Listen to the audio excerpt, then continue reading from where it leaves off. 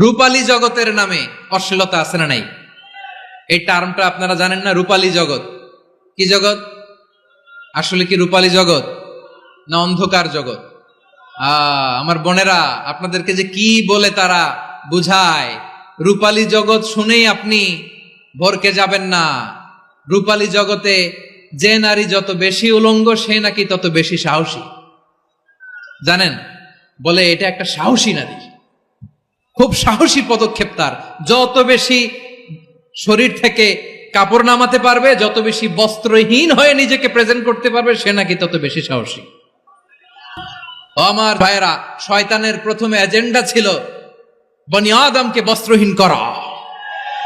সে আদম এবং হাওয়া আলাইহিস সালামকে নিষিদ্ধ গাছের ফল খাইয়ে তাদেরকে বস্ত্রহীন করেছে। এই জামিনেও সে আমাদেরকে বস্ত্রহীন করতে চাইবে। এই রূপালী জগতের নামে তারা এটা করে। আমার প্রিয় বোনেরা, আপনি জানেন না আপনার দাম কত। ওরা আপনাদেরকে বিজ্ঞাপনের সস্তা পণ্য বানাতে চায়। ওরা আপনাদেরকে ওদের ভোগের লিপসার টুলস বানাতে চায়। ওরা আপনাদেরকে দিয়ে ওদের খায়েশ পূরণ করতে চায়। এটা আপনাদের জন্য মোটেও ডিগনিটি নয়, এটা আপনাদের জন্য সম্মান নয়। আপনার সম্মান শালীনতায়, আপনার সম্মান হেজাবে, আপনার সম্মান ভদ্রতায়, আপনার সম্মান আপনার ডিসেন্ট পোশাকে। পোশাক বলে দেয় এই নারীটা ভদ্র না অভদ্র। পোশাক বলে দেয় এই মেয়েটা কোন ঘরের মেয়ে। আওয়াজ করে বলেন ঠিক কিনা? আপনি জানেন না, আপনারা সস্তা পণ্য বানায়, ভোগের পণ্য, বিলবোর্ডে আপনাকে উলঙ্গ করে উপস্থাপন করে। এই অশ্লীলতার সাথে ইসলামের কোনো সম্পর্ক। এজন্য আল্লাহ বলেন, আমি অশ্লীলতাকে হারাম করেছি। অশ্লীলতাকে হারাম করার প্রথম কারণ হলো এর মাধ্যমে মানবতাকে অপমানিত করা হয়। কারণ মানুষের সম্মান মানুষের পোশাকে। মানুষ যখন পোশাকহীন হয়ে যায়, বস্ত্রহীন হয়ে যায়, তার সম্মান কমে যায়। ঠিক কিনা? অশ্লীলতাকে হারাম করার প্রথম কারণ হচ্ছে মানুষ মানুষকে অপমান করে। একটা নারী, সে তো সম্মানিত। নারী যে কত সম্মানিত, নারীরা এটা বুঝেই নাই। বিশ্বনবী বলেন, আদ-দুনিয়া কুল্লুহা মাতা ওয়া খায়রু মাতা'আদ দুনিয়া আল মারআতুস সালিহা। আমার বোনেরা, আমার আলোচনা শুনছেন আমি জানি। আপনাদের এই গর্ভ যে কত দামি আপনি জানেন না। আপনার পেট থেকেই আসবে আগামী দিনের সালাহুদ্দিন আল আইয়ুবী। আপনার পেট থেকেই আসবে অনাগত দিনের ইমাম মাহদী আল মুনতাজার। আপনার পেট থেকেই আসবে অনাগত দিনের ফয়সাল, ওয়াসিম, মুগ্ধ, আবু সাইদের মতো বীর যোদ্ধা।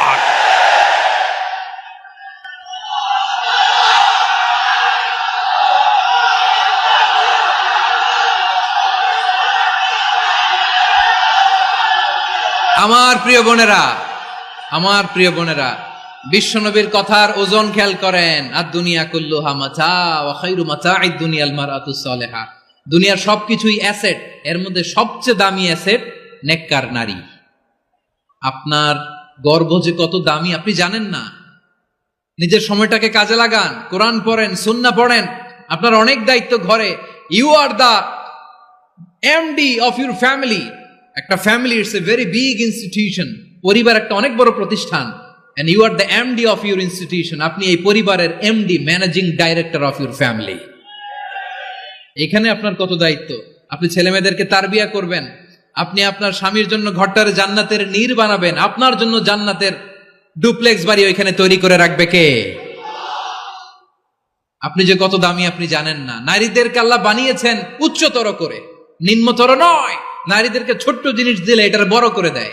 নারীদেরকে ভ্রূণ দিলে, শুক্রাণু দিলে, নারী এটারে বাচ্চা হিসেবে উপহার দেয়। ঠিক কিনা? বিয়ের মাধ্যমে স্বামী যখন তার শুক্রাণু তার স্ত্রীকে উপহার দেয়, স্ত্রী রিটার্নে কি উপহার দেয়? ফুল ফর্ম বেবি, মানব সন্তান। দেখছেন, আপনি দিলেন একটুক, উনি দিছে বিশাল। আপনি যদি নারীকে বাজার এনে দেন, নারী এটাকে সুস্বাদু খাবারে রূপান্তর করে দেয়। আপনি তাকে একটা মুচকি হাসি দিয়ে দেন, সে তার কলিজা দিয়ে দেয়। কিন্তু যদি আপনি তার মনে কষ্ট দেন, সে আপনার জীবনকে জাহান্নাম বানায়া দেয়। খবর আছে, নারীর মন বুঝতে পারলে নেয়ামত, বুঝতে না পারলে কিয়ামত। ঠিক কিনা বলেন? আমার প্রিয় বোনেরা, আপনি যে কত দামি আপনি জানেন না, জানেন না আপনি কত দামি, অনেক দামি আপনি। আপনাদেরকে যেন ভোগের সস্তা পণ্য বানাতে না পারে আপনাদেরকে সচেতন থাকতে হবে, সজাগ থাকতে হবে, কনসার্ন থাকতে হবে। শয়তানের ওই হাতছানির দিকে আর নজর দেওয়া যাবে না। তাহলে কেন আল্লাহ তাআলা এই ফাহশা অশ্লীলতাকে হারাম করলেন? এক নাম্বার, এতে হিউম্যান ডিগনিটি কমে। দুই নাম্বার, এতে মানুষের অধিকার নষ্ট হয়। আপনি বিয়ে করেছেন এরে, পরকিয়া করেন ওর সাথে, এরকম আছে না নাই? স্ত্রীর অধিকার নষ্ট করেছেন। আপনি বিবাহ সম্পর্কে আবদ্ধ হয়েছেন তার সাথে, আপনি পরকিয়া করেন ওই ছেলের সাথে, আপনি আপনার হাজবেন্ডের সাথে বিট্রে করেছেন। এজন্য আল্লাহ অশ্লীলতাকে হারাম করেছেন। অশ্লীলতাকে হারাম করার আরেকটা কারণ হচ্ছে আল্লাহ তাআলা এই হিউম্যান জেনারেশনকে এটাকে প্রিজার্ভ করতে চায়। হিফজুন নাসল, এটা মাকাসিদুশ শরিয়ার অনেক গুরুত্বপূর্ণ একটা মাকাসিদ, অনেক গুরুত্বপূর্ণ। আপনার নাসল, আপনার জেনারেশনকে সংরক্ষণ করা। এই যে আসতেছে ফেব্রুয়ারি, কত ফেব্রুয়ারি জানো? এটা কি বিশ্ব ভালোবাসা দিবস? হ্যাঁ, কি দিবস? এই বিশ্ব ভালোবাসা দিবসের সাথে মুসলমানদের কোনো সম্পর্ক নাই। আমার প্রিয় ভাইরা, এই যে আপনি অবৈধ সম্পর্কে জড়ালেন, কেন আল্লাহ অশ্লীলতাকে হারাম করেছে দেখেন। বলতেছিলাম যে এটা আপনার নাসল, আপনার জেনারেশন, আপনার লিনিয়েজ, আপনার বংশকে প্রিজার্ভ করা। কে কার বাবা, কে কার মা, বাবা মা জানা, প্রজন্মকে প্রিজার্ভ করা, এটা ইসলাম ওয়াজিব করে দিয়েছে। এই যে অবৈধ সম্পর্কের কারণে, বিশ্ব বেহায়া দিবসের কারণে, এগুলোর আউটকাম, আউটপুট হিসেবে মাঝে মাঝে এই ঢাকা মেডিকেলের ডাস্টবিনে নবজাতকের বাচ্চার কান্নার আওয়াজ শুনতে পাওয়া যায়। চট্টগ্রাম মেডিকেলের ডাস্টবিনে নবজাতকের কান্না শুনতে পাওয়া যায়। বীর চট্টলার মুসলমানেরা বুঝতে পারলে আওয়াজ করে বলেন, এই যে চট্টগ্রাম মেডিকেলে যে নবজাতকটা পাওয়া গেল, ওর বাবাকে আমাকে বলেন, ওর বাবাকে, ওর মাকে, ও কোন ফ্যামিলির সন্তান কেউ জানে? আপনি হিউম্যান ডিগনিটিকে অপমান করেছেন না? আপনি তার ভবিষ্যৎকে অন্ধকার করেছেন না? আপনি তার লিনিয়েজকে প্রশ্নবিদ্ধ করে দিয়েছেন না? এই জন্য আল্লাহ তাআলা অশ্লীলতাকে আমাদের জন্য হারাম করে দিয়েছেন। পড়েন সুবহানাল্লাহ। এই জন্য রাব্বুল আলামিন বলেন, কুল ইন্নামা হাররামা রাব্বিয়াল ফাওয়াহিশা মা যাহারা মিনহা ওয়া মা বাতান। প্রকাশ্য অপ্রকাশ্য সব অশ্লীলতাকে হারাম ঘোষণা করে দিয়েছে কে? আবার দুনিয়ার বুকে যারা অশ্লীলতার প্রসার করে তাদের জন্য শাস্তি মজুদ রেখেছে কে? রাব্বুল আলামিন বলেন, ইন্নাল্লাযীনা ইউহিব্বুনা আন তাশিআল ফাহিশাতু ফিল্লাযীনা আমানু লাহুম আযাবুন আলীমুন ফিদ দুনিয়া ওয়াল আখিরাতি ওয়াল্লাহু ইয়ালামু ওয়া আনতুম লা তা'লামুন। নিশ্চয়ই যারা বিশ্বাসীদের মাঝে অশ্লীলতার প্রচার প্রসার করতে চায় তাদের জন্য আমি মর্মন্তুদ শাস্তি প্রস্তুত করে রেখেছি, দুনিয়াতেও রেখেছি, আখিরাতেও রেখেছি। ঘোষণাটা কার? যারাই নাটকের নামে, সিনেমার নামে, রূপালী জগতের নামে, মুভির নামে, ওটিটি প্ল্যাটফর্মের নামে আমার সমাজে অশ্লীলতা ছড়াতে চায় তাদের জন্য কঠিন মর্মন্তুদ শাস্তি মজুদ রেখে দিয়েছে কে? ও আমার বোনেরা, এখনো আপনি জাগবেন না?